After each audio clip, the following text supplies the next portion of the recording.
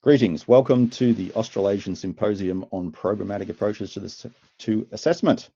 We are pleased that we've had over 480 people sign up for the event. The text chat is hopping active, so again, folks, get into the text chat if you want. Okay, so just as a quick acknowledgement of the organising team, myself, I'm Matthew Hillier, currently based at way down the southern part of Tasmania. But I have an adjunct out of University of Canberra. We have Priya, who's at University of New South Wales, Deanna, who's also at UNSW, and Thomas, who is joining us from Adelaide. So let me just get to the next bit. As I've mentioned before, there's some functionality that you'll be aware of. We went through that. Hopefully the people joining will work it out or read the instruction guide that I've sent them. Okay, now we would like to do the acknowledgement of country. So Priya, would you like to do this section, please? Thank you so much, Matthew. We begin the symposium by acknowledging the traditional custodians of the lands from which we all are joining. I'm coming to you all from Darug lands in the northwest of the Eora Nation. I invite you all to share the lands you are joining from, and also my deepest respects to any First Nations people joining us today. This acknowledgement actually carries a very deep significance to our symposium because we will yarn, discuss, and reflect on the complex topic of assessment transformation with multiple perspectives and diverse ways of knowing and being inspired by our First Nations peoples. I keep going, Matthew, right? Yes, Priya, it's your show now. Okay, thank you so much. Okay, so we have a packed and exciting agenda for today's symposium, and it's thoughtfully designed to reflect the realities of the assessment transformation that is happening in different contexts. So our program has 3 sessions. Session 1 is about exploring the why and what of programmatic assessment and setting the foundations of our discussion. Session 2 is about large-scale assessment transformations at the university level, and the session 3 is showcasing the diverse case studies from different contexts and disciplines. And our very last talk is a special one because it is around the critical issue of reframing validity in programmatic assessment and program level assessment. So please stay if you can for our final session. And as Matthew emphasized, the purpose of the day today is to engage in discussions and reflections. So please share your thoughts, ideas, and chats in the chat as we go along. So let's kick off by exploring the foundations and the latest developments in programmatic and program level approaches. I and Dr. Jacob Pearce would be talking about programmatic assessment, and Dr. Dr. Richard Newsham-West and Nicholas Charlton will be talking about program level assessment. Okay, so we have been encountering in assessment system a wide sort of a mess, you can say, or a global crisis that is very similar to the crisis that we have been seeing in our disrupted lives.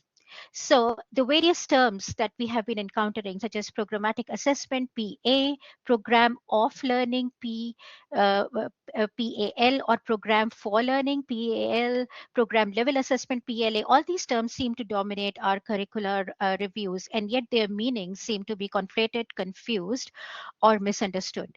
Now, these terms, approaches, models, or lanes have emerged as a result of 3 major movements in the last 2 decades. Competency-based movement in my field, which is healthcare education, pandemic, and now Gen AI. However, assessments are an intricate part of this complex web of the entire educational ecosystem.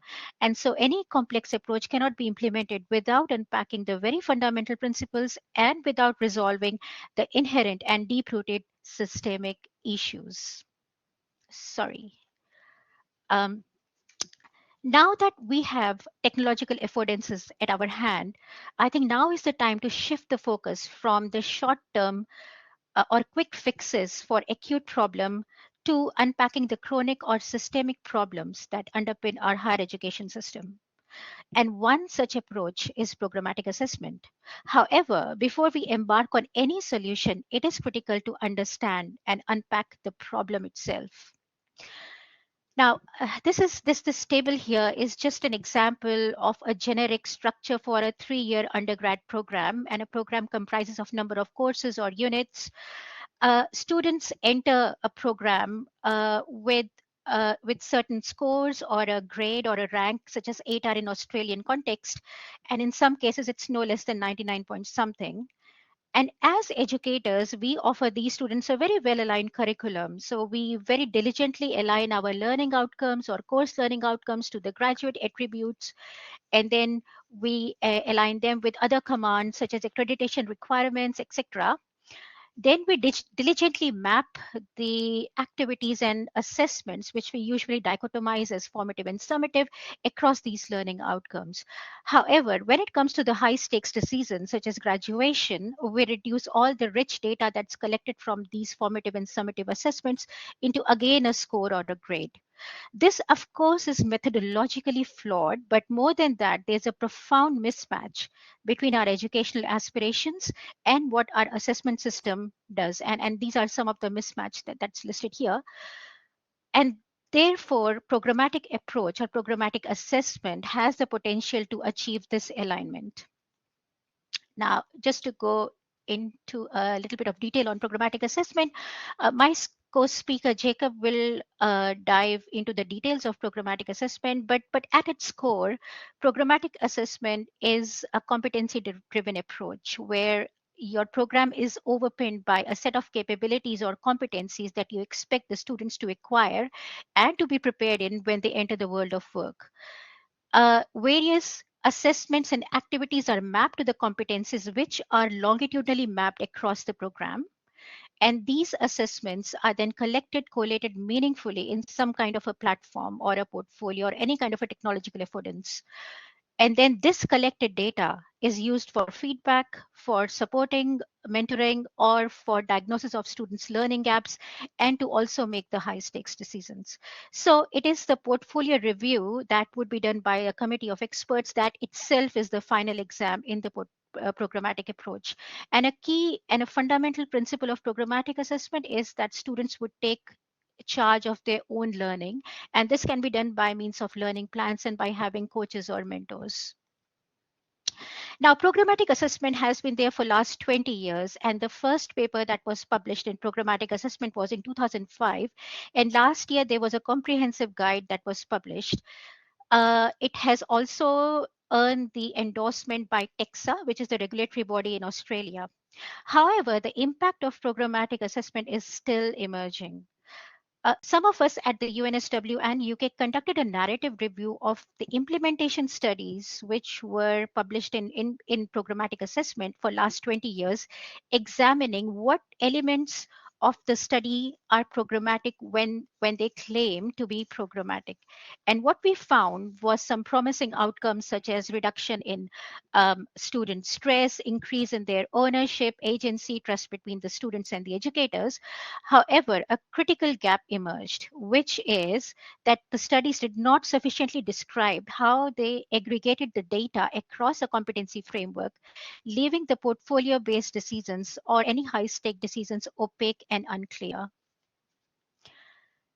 Sorry.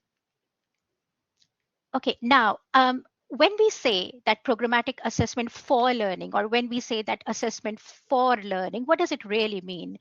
Is that our assessment choices or our practices or the policies should align with the way students are learning these days.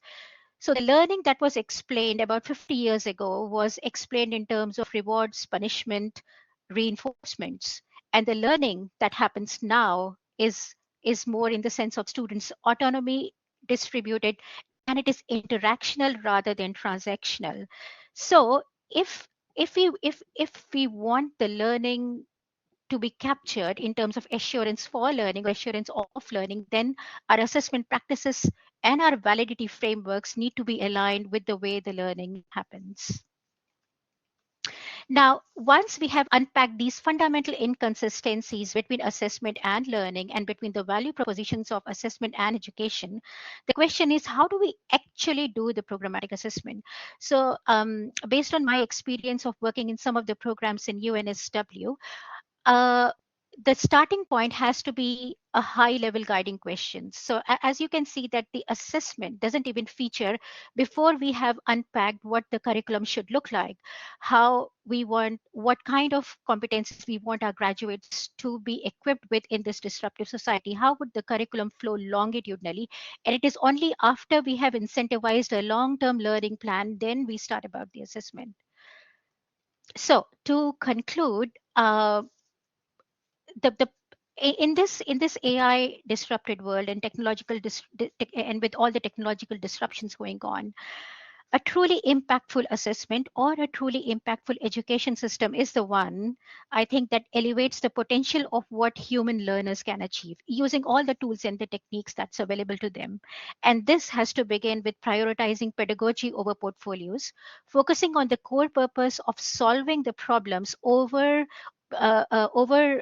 giving privilege to the process, and most importantly leveraging the technological tools that are at our disposal to personalize the learning in terms of personalizing or tailoring students learning goals and learning gaps. And to me, this is the heart of the authentic assurance for learning.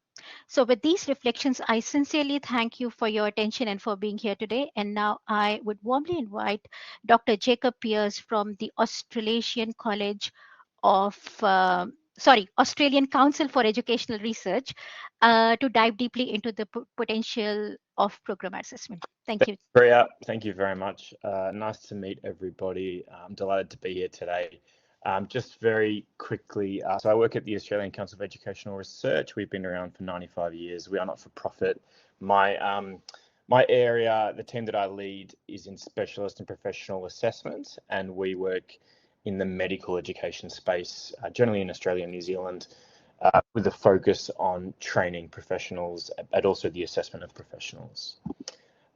So I'm today to talk about programmatic assessment more specifically, more technically. And I think that one of the biggest takeaways I'm hoping from today for people is to recognise that there is over 20 years of discourse around what programmatic assessment is.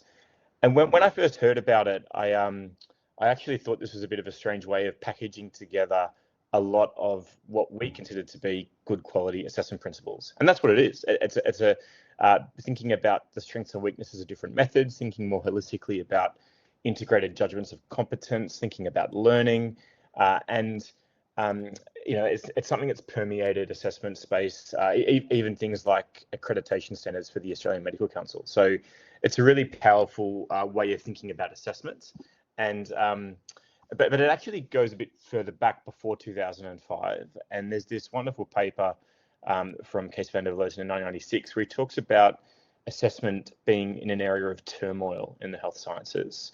So many different assessment tools with different acronyms, sort of exploding, and trying to figure a way of bringing it all together.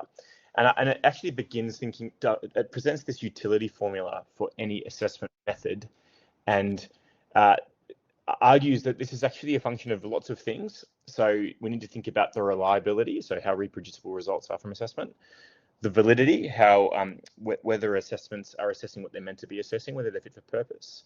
But we also have to consider things like E, which is the educational impact of an assessment. What kind of learning will it encourage? What will it drive? A is the acceptability. So will people be comfortable sitting a 3-hour exam or a 10-hour exam? And C is for cost or feasibility. And all of these things, there's an interplay between all of these. But if we want to maximize reliability for a standardization and fairness perspective, then we might have to, reduce the educational impact. If we want to increase learning in the workplace, then we can reduce reliability. And this got them thinking about reliability as a sampling problem, and a recognition that the more you assess, the more data you collect, the longer the tests are, the better the reliability. And there's this very powerful metaphor that Van der Vleuten put together around pixels, and that one data point in assessment doesn't tell you very much about learner competence, but having lots of data points from all over the place, accumulated and aggregated together, can give you a really clear picture of competence. So in the very first paper where they called it programmatic assessment, they actually talk about programmatic instructional design. I think it's worth reflecting on that for a moment, because this is not just about assessment, it's really about learning. And 20 years later, this AAMI guide that has just been released, again, has learning in the title and deliberately calls it programmatic assessment for learning, to think very broadly about the way people learn. So the programmatic approach is about assessment longitudinally using a variety of methods. And there's a lot of metaphors that are used, and I quite like this one about thinking of a vocal coach. A vocal coach gives a singer constant feedback to try and improve, achieve their potential, but eventually they have to make a decision, and the decision is high stakes. Are they good enough to join the choir, or can they be the soloist? And some of the early models of programmatic assessment are kind of presented in these terms as well. So think about a 3-year training program. Programmatic assessment deliberately blurs the distinction between training activities, assessment activities, and support activities. It tries to recognize that you can collect assessment data in lots of different ways, and some of those activities will be high stakes, some will be low stakes. And then we want to push out the decision that's high stakes about progression to points in time where we have committees that work together. These decisions can be high stakes, but they can draw on lots and lots of assessment data. And so it's a way of thinking about the entire learning process, and then having these periodic progress reviews where you get together and make decisions about competence, but also give targeted feedback around learning. So you take away pass-fail decisions from single moments and make sure that there's rich evidence of performance that you can triangulate. And triangulation is really the key here. It's thinking about blueprinting your assessments across formats and across methods rather than simply within methods, and thinking about longitudinal profiles of learning. This works very well in the health professions, and I think that's why it's been so successful there, where we can have a range of assessments. Some are really high stakes and standardized, like exams. Some of them are in the workplace and very practical and skills based, but we can collate a lot of different types of evidence together, and these can be reviewed by experts to make decisions about progression, as long as you can emphasize the role of feedback in student learning. But these principles are applicable elsewhere, and I think there's been a lot of work recently to think about how you can think programmatically and apply principles to other disciplines and other contexts. And there are lots of resources out there for people that are keen. So 10 years ago, there's a 12 tips paper that was put together. 5 years ago, there's an Ottawa consensus statement that was put together from a conference, the Ottawa Assessment Conference, with a lot of experts. And there was good consensus on these 12 principles of programmatic assessment. And we're seeing a lot of people incorporate certain principles into an assessment program, not necessarily all of them, but at least say, well, these reflect good quality assessment, so we should try and use them. But there are a lot of variations on this, and so I just want to highlight that although it's a 20-year-old discipline, there's not a lot. There are some disagreements and differences in how programmatic assessment is implemented, but also what it means for different people. And a colleague and I, a few years ago, traced the shifts in what it does mean and what it looks like at different times. And certainly early on, there was a real, it was grounded in psychometric thinking around reliability, but that's evolved over time to be more constructivist and around narrative approaches to feedback. So just a few ideas to go and look at how over the last 20 years, there's been a really big proliferation, but also shift in the way programmatic assessment has been implemented. There are challenges to implementation, which I want to finish on here. So one of the first papers that looked at a programmatic assessment model in a vet school found that it was challenging because from the student perspective, a lot of the assessments that were meant to be formative, but add to the evidence base for competence and progression, they felt like they mattered too much, and everything sort of started feeling summative from the student perspective. And this is where the way programmatic assessment is communicated and understood, and the culture around it is so essential to a successful implementation. There's this wonderful paper that was put out a few years ago that showed some examples of where an assessment moment felt different to the supervisor as it did to the trainee. So this moment, it was meant to be a formative and low stakes assessment moment, but because it felt higher stakes and more summative for the student perspective, the entire culture was undermined. And so another challenge is this thing around the pixel metaphor that I like to bring up. I think it's a very useful and powerful heuristic, but at the same time, it can lead to reductionist thinking around competence. And we know that learners over time do develop, and we want them to develop. So we need to make sure that we don't look at data points from years ago and think that this reflects a poor trainee or a poor learner, when really it was just identifying a deficiency that's been corrected. There's a lot of other excellent studies that explore implementation approaches. So, you know, I encourage you to go looking at the literature around this before you. So if you want to do programmatic assessment or incorporate principles, make sure you explore the other lessons that have come out so that you don't fall into the same traps. And there's another final paper to show you from some colleagues who are online today to think about the students. And it's very important to get buy-in from the students to make sure that they can see the value in what you're doing in a holistic perspective for the entire program, so that you have a successful assessment program. Thank you. That is all I wanted to cover, and I believe we're passing over to talk about program level assessment, which again is a different thing, and I'm happy to take questions after that. Thank you so much, Jacob. And that was brilliant with the 20 years worth of wisdom captured in those slides. So now we invite Dr. Nicholas Charlton and Dr. Richard Newsham-West to talk about program level assessment. Thank you, Priya. Okay, so we've had programmatic assessment just discussed. So we're briefly just reiterating that it's a systematic and integrated approach to gathering the diverse data points from multiple sources over time and holistically getting them together to evaluate the learner's progress and their competence.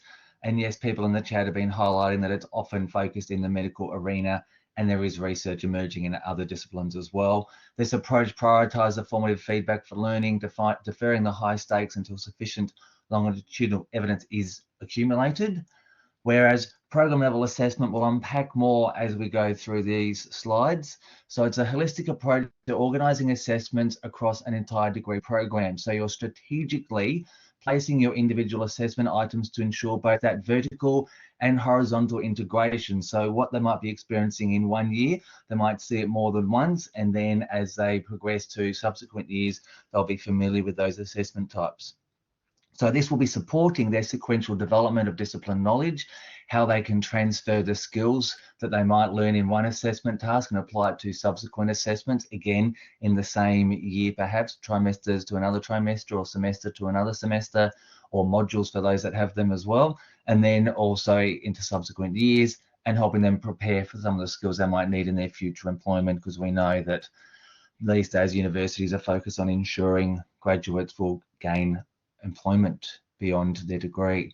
So this conceptual model sort of unpacks the key ideas of program level assessment, where at the bottom you've got the policies that, I was going to say constrain, but they also support the organisation and how we conduct assessment. You've got workload distribution and resource allocation that's part of that process.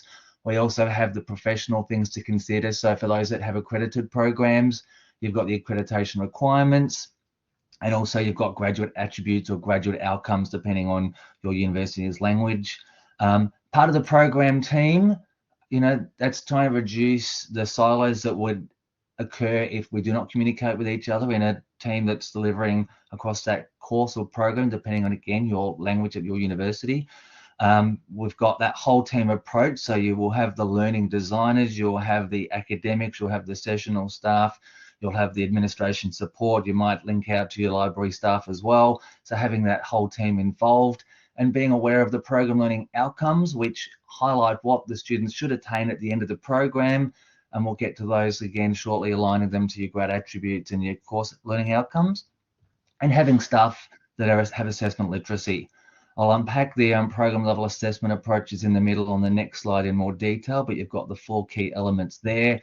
And then at the top of the model, you can see that we've got students, so they have a clear purpose of what the assessments are. They can focus on what the program learning outcomes are and how the assessments they are doing are working towards that end goal. And again, having that career readiness perspective, but also fundamentally supporting staff. So the lecturers and the tutors or the sessional staff who will be supporting students learning, they will also benefit from the process of students having a more holistic understanding of their assessment experience. So these 4 key elements, constructive alignment, whether it's aligning the language from the task sheet to the rubric, aligning the language from the course learning outcomes to your program learning outcomes, and again, having that alignment that goes up to your graduate outcomes as well, so that they can see that clear link throughout their learning. Making sure there's that range of assessment tasks. We know the wider participation policy in Australia and elsewhere, encouraging more students to come to university, means you'll have a diverse cohort. So you want to make sure that they have the opportunity to succeed. They will be undertaking different assessment tasks depending on their different disciplines, but having those opportunities to engage, and then authentically thinking about the fact that it's not just something that's real world, but I like MacArthur's idea of making sure that it's how students can think about contributing to society beyond just the initial assessment task and just beyond their discipline. And then there's that ongoing feedback process that we know is important in students' learning, so they become self-directed learners and understand how they can transfer knowledge from one assessment to another. So that mapping of alignment. So you can see you've got the graduate outcomes often at the top guiding what the university desires. So we want to make sure that you can identify the knowledge, skills and practices that are relevant to your program. This will be the first point of call if you're thinking about, developing a program level approach to your assessment, some holistic way. So ensure that there is alignment between the grad attributes and the program learning outcomes, and making sure you've got that backward mapping idea. So what knowledge and skills and practices do the students need to demonstrate in their final year, the final capstone courses perhaps? And then thinking about, well, what would that look like in earlier years, and filtering it down from the final year to maybe the third or second year and the first year. Again, wanting to think about the course learning outcomes or subject learning outcomes, they would increase in complexity from first year to the final year. So you want to think here about, well, okay, so in the final year, I know what they want to be demonstrating and what would help them do that in their first year. So again, the key idea here is the assessments are designed across the program to help the students demonstrate their knowledge, skills and practices. Okay, so this is a very simple diagram, but it's going to give you a brief idea that without a sequence assessment plan, you've just got assessments that have been populated haphazardly with no communication whatsoever, perhaps throughout the program. And in some cases, there may be communication, but people decide to do what they like to do because they have that autonomy. My argument here is that program approach to assessment is not going to take away your autonomy. It is just giving you that awareness that, hey, if I make a change in my first year, I've got task A, task B, and task C. And yes, there would be more, but as a simplified version, you can see that students may then move to a second year. And if they don't have an assessment task, I'll call it task C, for example, is not there in second year, and the academic sees them in third year and they're undertaking task C and they don't understand why the students are lacking certain skills that they thought would be, demonstrated. And it may come to the fact that an academic decided to remove task C from their second year course and didn't consider what impact it might have on students' learning. So again, they're vague task A, B, and C, because if you're doing a science degree, for example, then you might have lab reports. If you're doing a humanities degree, then there is no way you're going to do a lab report because it's not relevant at all. So the assessments you imply and put into your program are context specific and relevant to your students' discipline and their learning. Okay, so then going back to that sequential development. So those range of assessments need to develop their knowing of knowledge, okay, going to help them demonstrate the skills that they have and can acquire through doing that assessment task, and what practices will ensure they are going to succeed in their future. So again, it's going to encourage that ongoing feedback. And again, I've talked about that authenticity where students need to, connect it to their real world and the benefit of society as well. So looking here, so when it comes to the program team, the academics need to work together collaboratively. This is a collaborative process, and there's going to be a need to ensure that there is time allocated to the workload of academics revamping a program to make sure that they have time to discuss what types of assessments are important in our program. I've had conversations with academics at other universities, and they've talked about the fact that, oh, we had, 20 different assessment types in our university, and you could just pick and choose what you wanted. So having a conversation in your discipline, what is appropriate here? Then again, having that consistent terminology. As a learning advisor, I always struggle when I have to give students advice on an assignment and they're doing an essay, but the essay has a report, but it doesn't have a conclusion. And I'm like, well, it's not an essay then, is it? It's a report without a conclusion. So again, having that consistent terminology that students can understand and academics know what they want their students to do. Making sure that the changes are communicated. That may happen if an academic might leave, a new one comes in, or you've got to redesign your program for accreditation reasons. Just make sure that you communicate what changes you're making to your assessment and thinking about what skills students may be demonstrating in the previous assessment and what opportunity is there for them to demonstrate those skills in a different course or assessment somewhere that's not going to impact on how they will develop their knowledge and skills in that sequential way. And then I think one of the things that can be beneficial for students is actually having that consistent assessment template where they know that here are the task instructions, nice and short and simple. What is the purpose of this assessment? What are they being asked to do? What are the key aspects they need to do in that task? And then making sure the marking criteria is familiar there for them to know that, okay, we're being assessed on these 3 criteria. What does that quality look like? And so the students are able to understand from there. Okay, so at the program level, assessments need to align to the graduate outcomes and the course learning outcomes. You need to have a range of assessment tasks. They need to mirror the authentic scenarios and ensure they provide opportunity for ongoing feedback. As we know, learning needs to be contextualized in each assessment task to provide that authentic element so that AI would struggle to replicate, and this will enhance students' humanistic skills. So they're focusing their cultural competency, their critical thinking, rather than just outsourcing their learning to someone else. Okay, take it away, Richard. Thanks, Nicholas.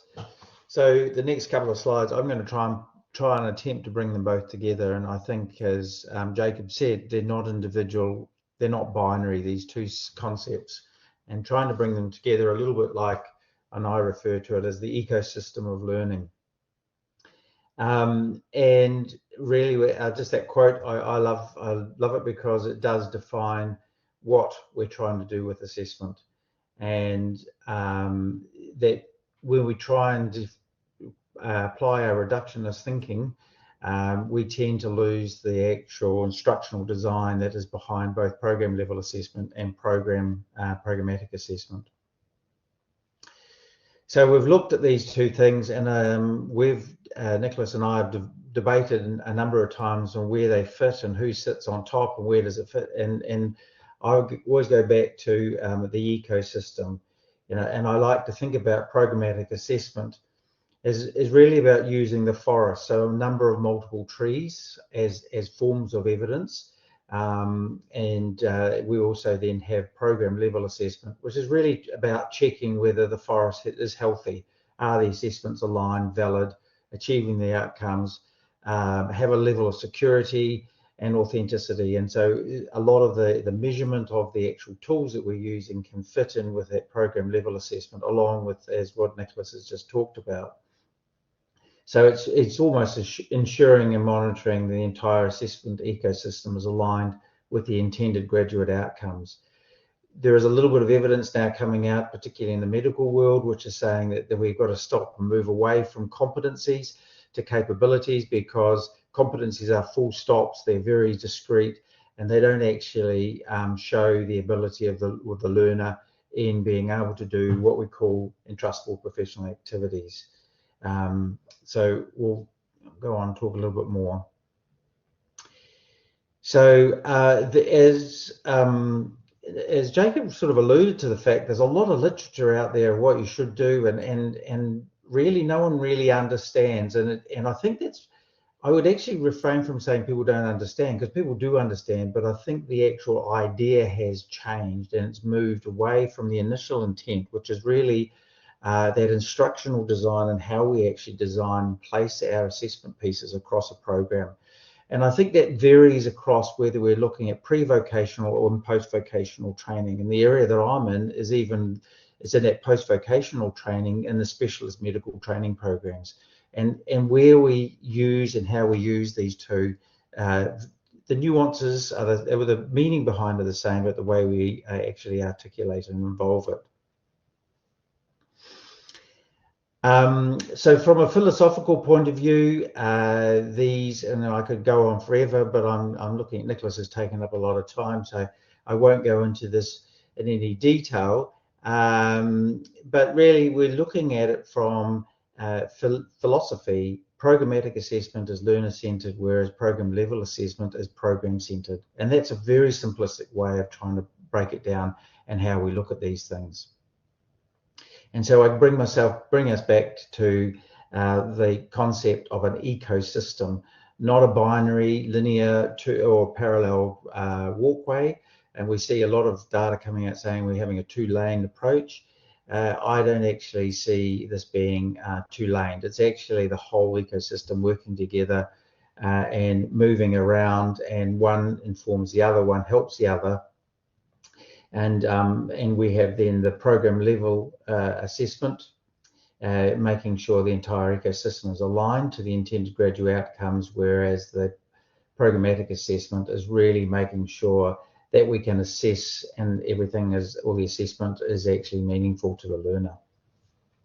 And together they, as I said, transform assessment from being a series of disconnected tests to a living system. And I often talk about how we've got to move our dialogue with our students and our trainees a little bit away from being, this is your currency, this is what you've gained, this is your competencies that I've just grabbed a bag of. It is actually an asset that you're going to take for the rest of your life, and therefore it becomes greater than just this moment of assessment. And we then take it through into this, what I call this ecosystem of learning and graduation. One of the ways that is coming in the literature or being described in the literature as being really helpful in trying to do this is the e-portfolios or portfolios. And this is a really nice framework in which we can hang both these ideas. It creates, and in some of the professional colleges that I've worked in, we have this portfolio that is actually designed as around a show portfolio. And so the students will actually, or trainees will show what they've learned. We then get around the idea of being, is it them that's doing it? We then have a defense of that portfolio. And then we've moved away from the term high stakes. We call them milestones or progression points, where we actually really trust their competencies and we test their competencies through what we've termed entrustable professional activities at a competency level, a capability level. Now, capabilities, often people will say, what is a capability? A capability is knowledge, skills, and being all in one. So they are and they're the whole of that activity, and they are often, it's really simple in medicine because we've got AHPRA setting down the standards, whereas I think that the graduate outcomes become those statements. And that's me finished. Thank you. Thank you so much, Nicholas, and thank you, Richard. That was a really good summary and overview of program level approach or program level assessment. And actually, if, as you rightly pointed out, Richard, that the two, programmatic and program level, are not really distinct that way, because the fundamental principles, sequencing, alignment, longitudinality are the core in both of them. And I really liked your concept of educational ecosystem, where both the assessment for and off learning, they both contribute. Now, let us open for discussion, and I'm really glad to see a lot of chats that are emerging. Of course, the fundamental and the key problems in both programmatic and program level approaches, being the trust, being data aggregation or triangulation, and the stakes of the season. But let me just look at the questions that are there. So, oh,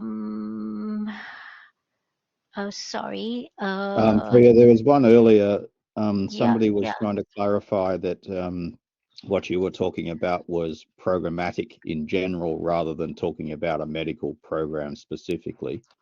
Yes, yes, yeah. So what I perceive programmatic is more of a way of thinking. So although programmatic assessment emerged from medical education, but it definitely has gone way beyond medical education, and it definitely has potential for other disciplines. But what I was trying to convey is how programmatic way of thinking can actually work for disciplines which are not very vocational or disciplines beyond medicine.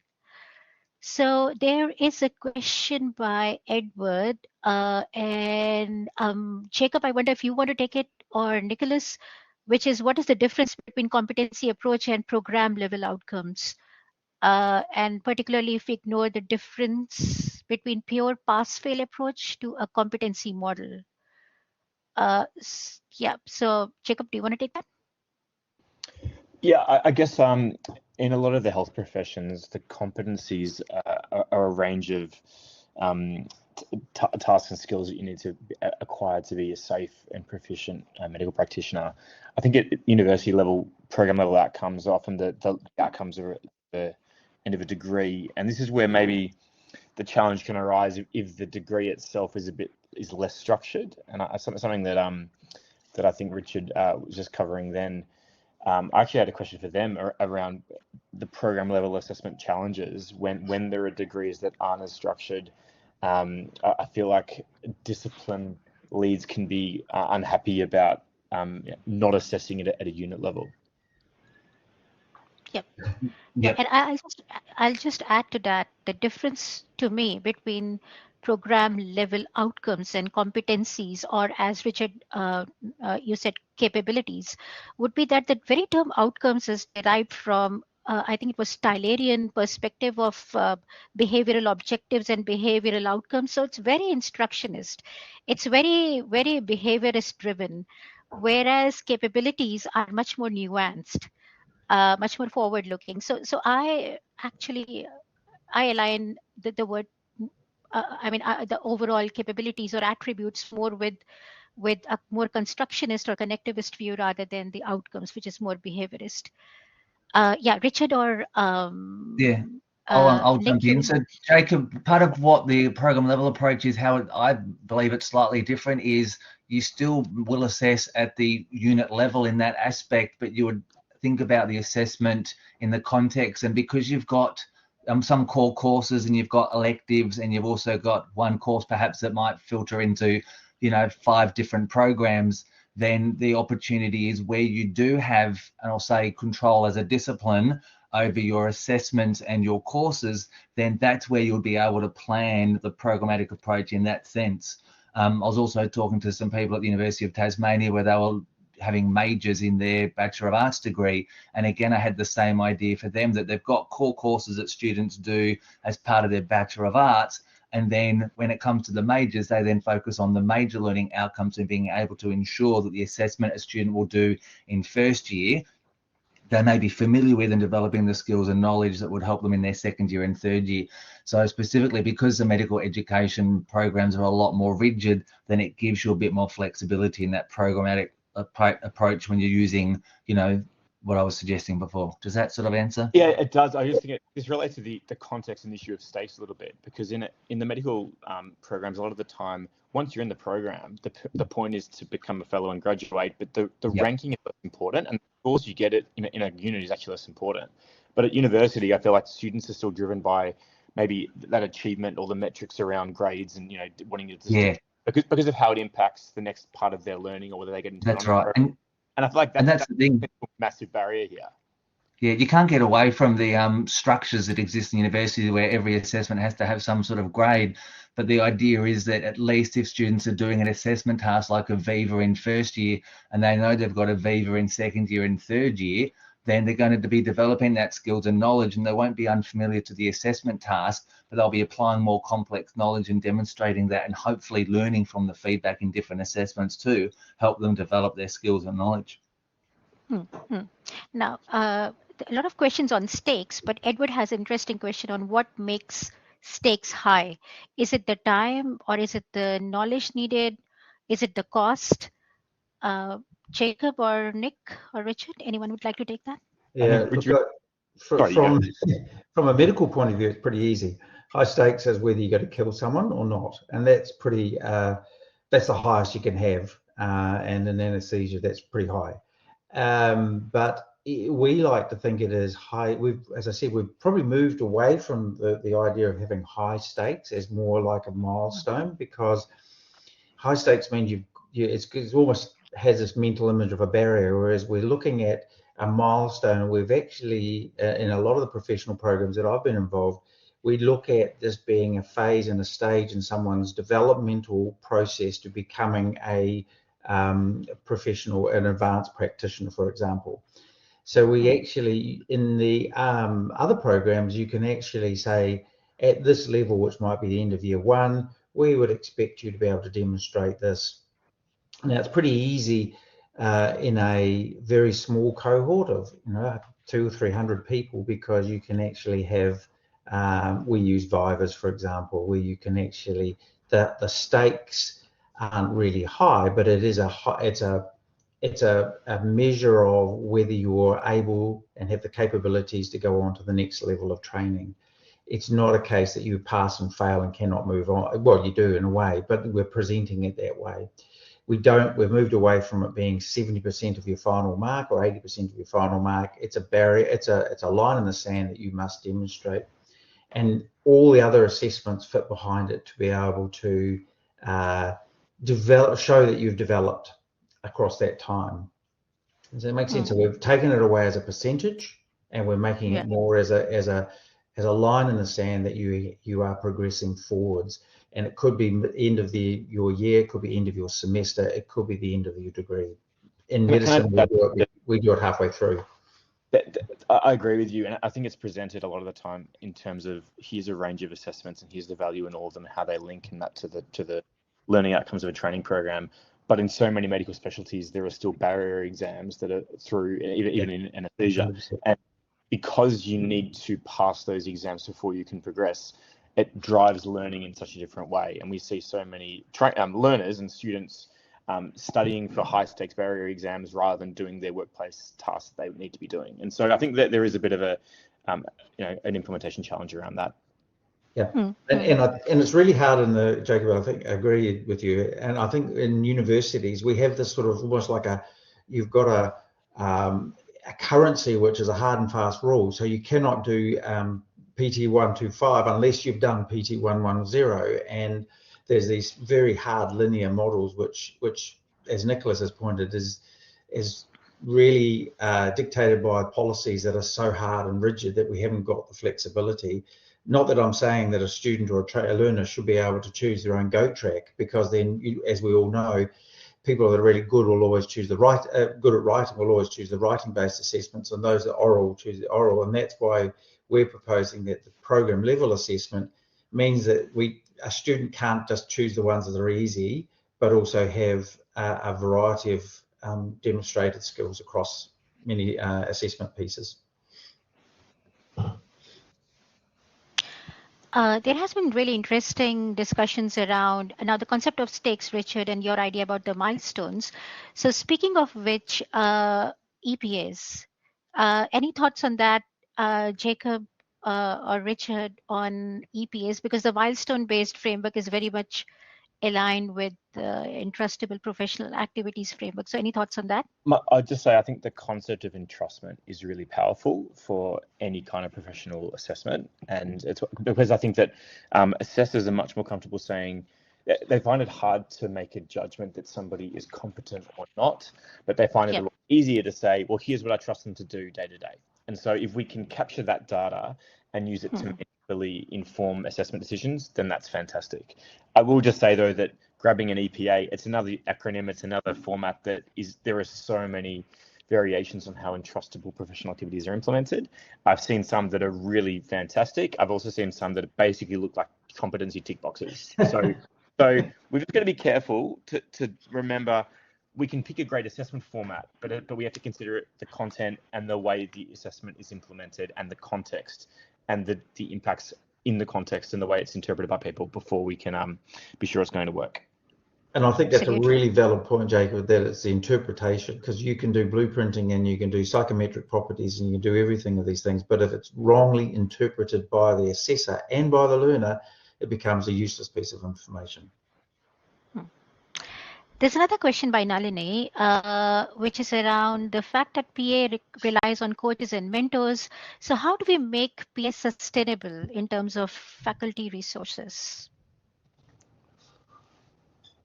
That's a wonderful question, and I'll just add on the coach. Like the idea of being a coach or a mentor is a wonderful way of thinking about programmatic assessment in action.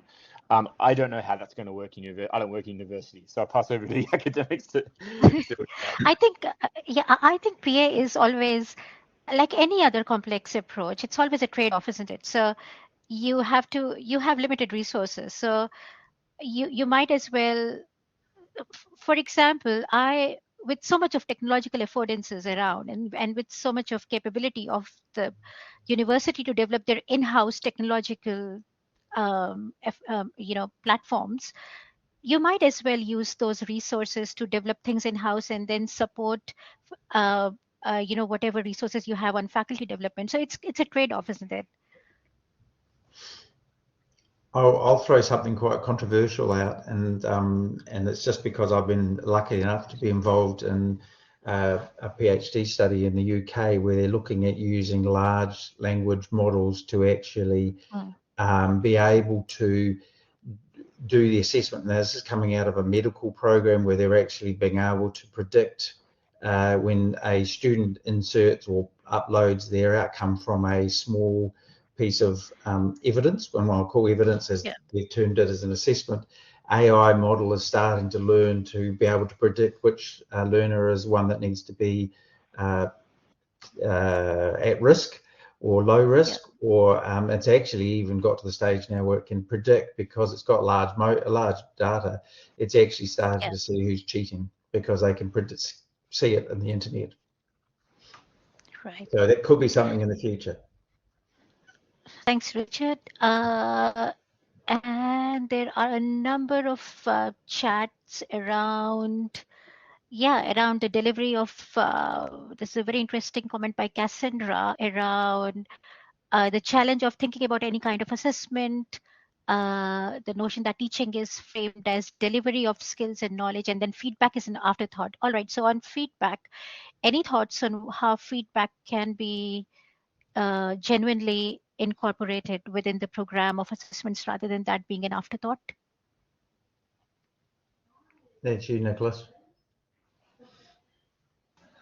Can you rephrase that again, just so my brain can... So feedback is often, Nick, feedback is often considered as an afterthought. Yes. How can we incorporate it genuinely within the program so that it's more ongoing? I think it's important to, the way the whole culture is going to change in that program, where you'll need to make sure there are opportunities for students to have reflection within their assessments, and whether it's I know at the moment there's an emphasis all students need to have their feedback marked and their reflections marked, but it's going to be about changing that culture so that they can actually reflect. And when I do some workshops, I tell students, I'm like, look at the feedback you got, think about how well you did, what you did well, look at what you didn't do well, and think about, well, what action can you take to improve that for the future? And I've actually encouraged students to keep a record of it as they start their program, so they can reflect later and go, oh, when I first started, I was not very good at referencing. I work with librarians, so they're often not good at referencing. And then they go, do you know what, by the second year, that was innate skill in mine. I knew what I was doing. I know that's more of a basic example, but if students are able to reflect on their learning from one assessment to the other and not going, oh, I've never seen this assessment task before, I've got no idea how anything I've learned before is relevant. So I think feedback practices really need to be embedded within the assessment process. And that's part of that change that we need from institutions and management.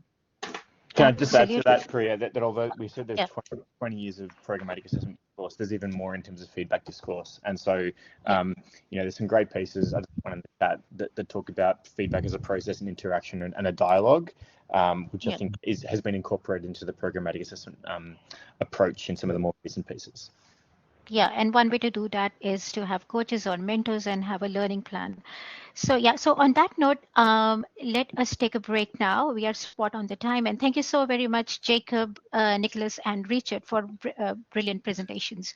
And Thank you we very will much, be back everyone. in 10 minutes. So we'll be back at 11:10. Thank you, everyone. Thanks, Priya. Thank you.